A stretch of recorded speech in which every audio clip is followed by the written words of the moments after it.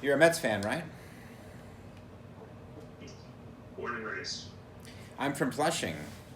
We had a couple of lean years, but ever since we got Cepedes, everybody wants on the bandwagon. I'll stop you right there. I ain't your buddy. I sure as hell ain't no we. So ask what you want about Detective Pomp and let's get this over with.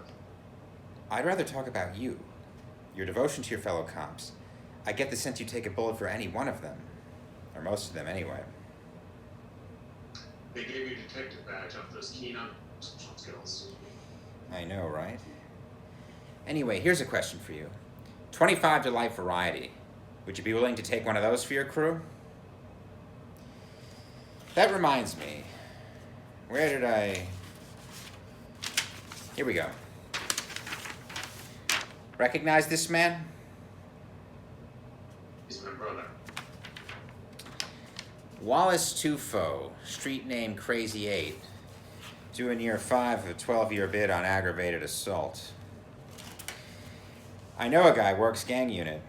Says Crazy 8 was a good kid till he got 6 months on Grand Theft Auto. 15 years old. Might have had a future, but the Crips recruited him in juvie. Wallace is a good man. He made some bad friends, though. Must run in the family. Come again? Did you know the original suspect in that GTA was a 13-year-old hopper named Marcus Tufo? Wallace doesn't cop to that joyride, saved his baby brother. Man, your life takes a whole different trajectory. Detective, I interrogate people for a living.